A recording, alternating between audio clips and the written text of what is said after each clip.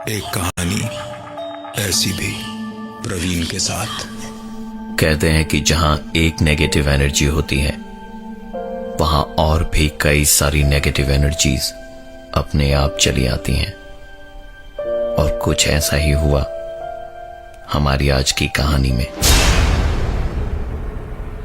राजेश बहुत ही strict school teacher था और पूरा स्कूल उसे हिटलर सर के नाम से जानता था। 9 महीनों में ही उन्होंने इस नई स्कूल में अपनी ऐसी इमेज बनाई थी कि सारे बच्चे बस उनके नाम से ही डर जाते थे। उनकी क्लास में टोटल 40 स्टूडेंट्स थे और इनमें से कोई भी बदमाशी करता तो उसकी सजा यही होती कि रात को स्टूडेंट को स्कूल हॉस्टल की लाइब्रेरी में बैठकर पढ़ाई करनी होती। और देर रात को लाइब्रेरियन राजेश सर को फोन करके इन्फॉर्म करता कि कौन कौन वहां पर पढ़ाई कर रहा है। यह सिलसिला काफी दिनों तक चलता रहा और उसके बाद राजेश की जिंदगी में सब कुछ बदल गया। राजेश जिस घर में अपनी बीवी और बच्चों के साथ रहता था वहां पिछले 9 महीनों से सरिता काम कर रही थी। सरिता बहुत ज्यादा बातचीत और चहलकदमी करने वाली 19 साल की एक लड़की थी। लेकिन जब से वो अपने गांव से दुर्गा पूजा की छुट्टी के बाद वापस आई तब से उसके बर्ताव में धीरे धीरे बदलाव आ रहा था। शाम होते के साथ ही सरिता का काम में मन नहीं लगता और वो घर की छत पर चली जाती और थोड़ी देर के बाद वापस आ जाती। राजेश की बीवी ने जब राजेश को सरिता के इस बदलते हुए बर्ताव के बारे में बताया तो उसने कहा कि एक दिन तुम उसके पीछे पीछे छत पे जाकर देखना कि आखिरकार वो वहां करती क्या है। शाम होते के साथ ही हर दिन की तरह सरिता छत पे जाने की इजाजत मांगने आई जो उसे तुरंत मिल गई क्योंकि आज राजेश घर पर था और उसने राजेश से ही इजाजत ली थी। सरिता के छत पर जाने के ठीक 5 मिनट के बाद ही दबे कदमों से आहिस्ता आहिस्ता राजेश छत पर गया तो पाया पूरी की पूरी छत खाली पड़ी है और सरिता का कहीं कोई नामो निशान भी नहीं है। राजेश छत पे खड़े खड़े यही सोच रहा था कि कहीं सरिता छत पे आने का बहाना करके कहीं और तो नहीं जाती कि ठीक तभी एक आवाज उस शाम के सन्नाटे में राजेश के कानों से टकराई। राजेश ने जब उस आवाज का पीछा किया तो उसकी आंखें फटी की फटी रह गई जब उसने छत की रेलिंग से झांक कर नीचे देखा तो छत के ठीक नीचे उसके घर की खिड़की का वो छज्जा था जहां सरिता बैठी बैठी बातें कर रही थी। और गौरतलब है कि एक नहीं दो आवाजों में। राजेश ने जो देखा उसके बाद उसके गले से आवाज भी नहीं निकल पाई। चुपके से वो पीछे हटा और सीधा दबे पांव वापस अपने घर में जाकर अपनी बीवी को सारी बात बता ही रहा था कि तभी बाथरूम का दरवाजा खोला और अंदर से सरिता निकली।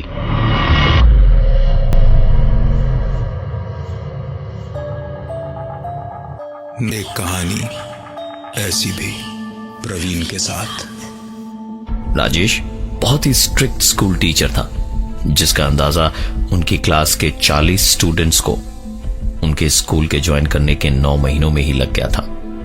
वहीं दूसरी तरफ उनके घर में काम करने वाली सरिता के बर्ताव में धीरे धीरे बदलाव आ रहा था।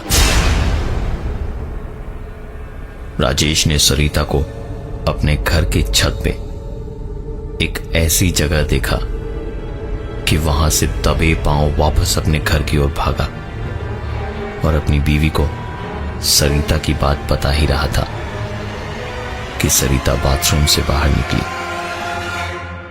राजेश की बीवी की हंसी निकल गई और उसने दबी आवाज में कहा, राजेश तुम्हारा दिमाग खराब हो गया है, पता नहीं तुम्हें क्या देखा, पर इतना तो पक्का है कि तुम्हें रेस्ट की सख्त जरूरत है। राजेश को अपनी आंखों पर पूरा यकीन था कि उसने छत पर जो देखा वो सही था, लेकिन यह भी सच था कि अपने ही घर के बाथरूम से निकलते हुए उसने सरिता को देखा। क्या सच और क्या झूठ, इसका अंदाजा लगाना मुश्किल हो रहा था राजेश के लिए। किसी तरह राजेश ने अपने आप को संभाला और रात का डिनर करके सोने चला गया। हद से भी ज्यादा गर्मी थी आज और लोड शेडिंग होने के कारण मच्छरों ने भी बहुत परेशान कर रखा था।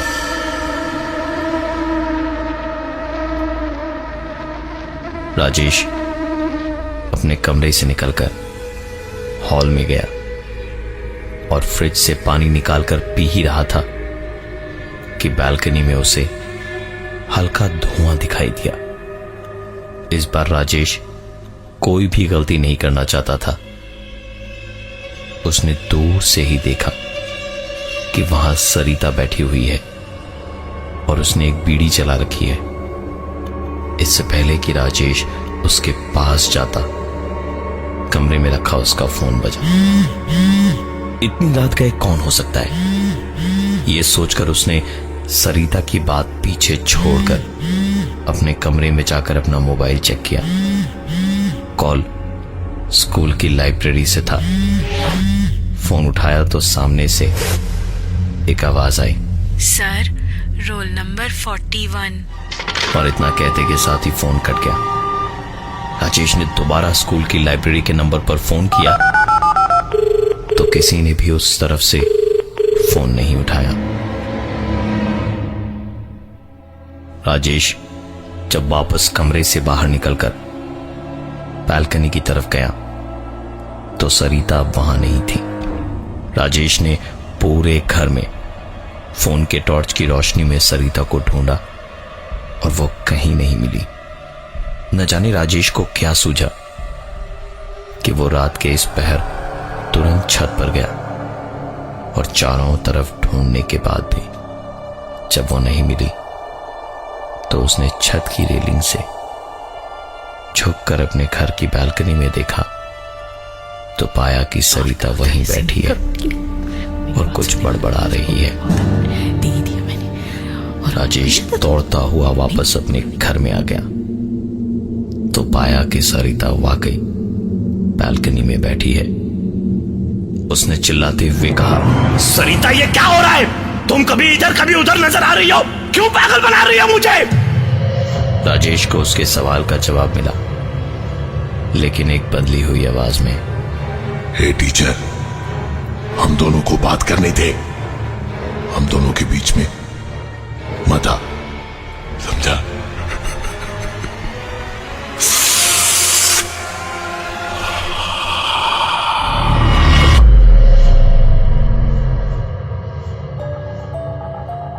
एक कहानी ऐसी भी प्रवीण के साथ। राजेश स्कूल टीचर था और पिछले कुछ दिनों से उसके साथ अजीब चीजें हो रही थीं। देर रात उसे स्कूल की लाइब्रेरी से फोन आया जिधर एक लड़की ने कहा, सर, रोल नंबर 41। और उसके बाद फोन कट गया। सोचने वाली बात यह थी कि राजेश की क्लास में सिर्फ 40 स्टूडेंट्स ही थे तो रोल नंबर 41 का सवाल ही नहीं खड़ा होता। और दूसरी तरफ उसके घर में काम करने वाली सरिता की हरकतें और उसके हाव भाव आए दिन बदल रहे थे। जब गुस्से में राजेश उस पर चिल्लाया तो सरिता ने एक अजीब सी आवाज में उससे कहा, हे टीचर, हम दोनों को बात करने थे, हम दोनों के बीच में मत आ, समझा? राजेश समझ गया था कि जो कुछ भी हो रहा है वो नॉर्मल नहीं है। वो सरिता पर जोर से चिल्लाया, बंद करो तुम्हारा ये नाटक, एनफ इज एनफ। सारी बातें सुनकर सरिता ने कहा, सुन ले टीचर, मैं यहां पर अकेला नहीं हूं। मैं सरिता के यहां से जाऊंगा तो दूसरी यहां पर आएगी, समझा? बाहर से आती इतनी आवाजों को सुनकर राजेश की बीवी बाहर आई और उसने राजेश से पूछा कि तुम किस पर चिल्ला रहे हो इतना? तो राजेश ने बताया कि ये सरिता कैसी बहकी बहकी बातें कर रही है। सुनकर राजेश की बीवी ने कहा, तुम सच में पागल हो गए। सरिता तो आज सुबह ही अपने गांव चली गई वापस। राजेश को उसकी बीवी की कही हुई बातों पर बिल्कुल यकीन नहीं हुआ। इस बार दोबारा उसने पूरे घर की और छत की तलाशी ली, लेकिन सरिता उसे कहीं नजर नहीं आई।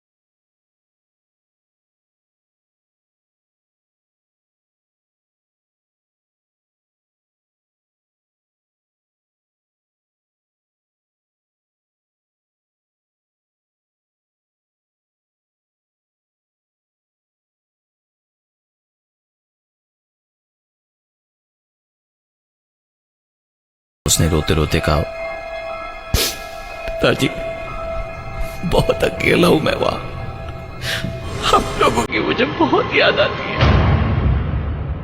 कई दिनों तक उसका यही हाल रहा और एक दिन अचानक उसकी चिट्ठी मिली जिस पर लिखा था कि वो शहर वापस जा रही है काम करने।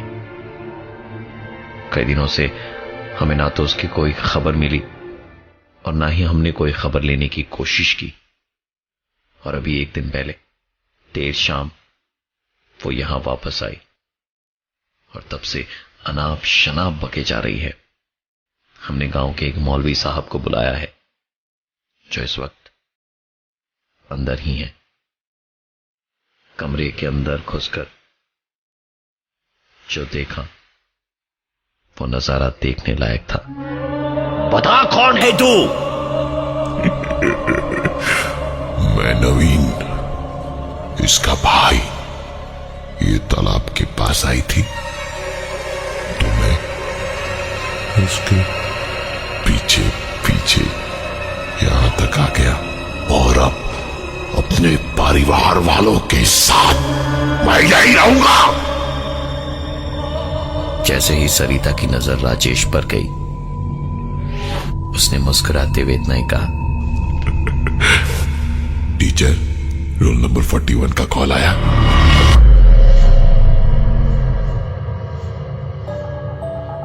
एक कहानी ऐसी भी प्रवीण के साथ। राजेश को अपनी स्कूल की लाइब्रेरी से देर रात फोन आता था, जहां बस एक ही चीज सुनाई देती, सर, रोल नंबर 41। और उसके बाद लाइब्रेरी में फोन करने पर कोई भी फोन नहीं उठाता।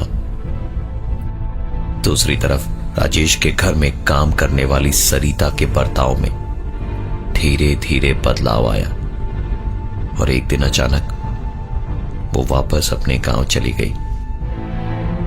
अपने सवालों का जवाब लेने राजेश जब उसके गांव पर पहुंचा तो पता चला कि सरिता पर शायद उसके भाई की आत्मा हावी है। साइकोलॉजी में इसे स्प्लिट पर्सनालिटी भी कहते हैं, लेकिन यह केस स्प्लिट पर्सनालिटी का नहीं था, क्योंकि सरिता ने साफ साफ एक लड़के की आवाज में राजेश से वो चीज कही थी जो राजेश के साथ हर दिन हो रही थी, और सिर्फ राजेश को ही यह मालूम था। टीचर, रोल नंबर 41 का कॉल आया। मौलवी साहब के आने के बाद तकरीबन 2-3 घंटों के बाद सब नॉर्मल हुआ और फिजा में एक अजीब सी शांति खुल गई। सरिता ने वापस शहर जाने से मना कर दिया और उसे कुछ भी याद नहीं था जो उसने राजेश से कहा था। शायद राजेश को अपने एक सवाल का जवाब मिल चुका था कि क्यों सरिता के बर्ताव में इतना बदलाव आया था, लेकिन रोल नंबर 41 अभी भी एक अनसुलझा सवाल था राजेश के लिए। शहर लौटने के बाद वो देर रात तक एक बार फिर लाइब्रेरी से आने वाले उस फोन कॉल का इंतजार कर रहा था। रात तकरीबन 2 बजे, जब उसकी आंख लगने ही वाली थी कि राजेश का फोन बजा। फोन उठाने पर सामने से वही आवाज आई, सर, रोल नंबर 41। इस बार राजेश ने कहा, मेरी क्लास में 40 स्टूडेंट्स हैं, सो ये 41वीं कहां से आई? मैं तुम्हें नहीं जानता हूं और ना ही मैंने तुम्हें कभी देखा है, तो इसलिए मुझे परेशान करना बंद करो। हर बार की तरह इस बार फोन रखने की नहीं, बल्कि उस लड़की की आवाज आई जिसने कहा, सर, जब आप पढ़ाते हो तब आपकी नजर क्लास में बच्चों की तरफ होती है और पीठ मेरी तरफ। इसके पहले कि राजेश कुछ और कह पाता, फोन लाइन डिस्कनेक्ट हो गई। अगले दिन राजेश स्कूल गया और उसने स्कूल के पुराने रजिस्टर्स निकालकर रोल नंबर 41 की खोजबीन की, तो तकरीबन 4 साल पहले के एक रजिस्टर में खुशबू नाम की एक लड़की का जिक्र था जिसकी अटेंडेंस बहुत ही अच्छी थी, लेकिन अचानक ही जून के महीने से वो एक दिन भी प्रेजेंट नहीं थी। खोजबीन करने पर पता चला कि खुशबू नाम की वो लड़की जून के ही महीने में अचानक स्कूल से गायब हो गई थी और उसके बाद वो आज तक नहीं मिली। न जाने राजेश के दिमाग में क्या आया, वो दौड़ता हुआ क्लासरूम की तरफ गया और उसने इधर उधर देखा, पर कुछ भी समझ नहीं आया। राजेश के साथ उस फोन कॉल का सिलसिला कुछ यूं चलता रहा कि वो शायद पागलपन की कगार पे था। एक दिन स्कूल में रेनोवेशन का काम शुरू हुआ, तो ब्लैक बोर्ड के पीछे की दीवार तोड़ने पर वहां से एक कंकाल यानी कि स्केलेटन मिला। यह खबर पूरे शहर में आग की तरह फैली। जांच पड़ताल में डीएनए टेस्ट्स के बाद पता चला कि ये इस स्कूल से ही गायब हुई खुशबू की डेड बॉडी थी। पुलिस ने जब आगे जांच पड़ताल की तो स्कूल के कुछ नामी गिरामी नाम भी आए जो गर्ल्स ट्रैफिकिंग में इन्वॉल्व थे। इस चीज के सामने आने के बाद से राजेश के पास उस फोन कॉल का आना बंद हुआ और साथ ही राजेश, जो अब तक हिटलर बने स्कूल में घूमता था, वो पूरी तरह से बदलकर एक शांत और सुलझावा इंसान बन गया। मृत्यु के बाद भी मोक्ष का इंतजार जारी ही रहता है। मैं हूं प्रवीण और ये थी आज की एक कहानी ऐसी भी।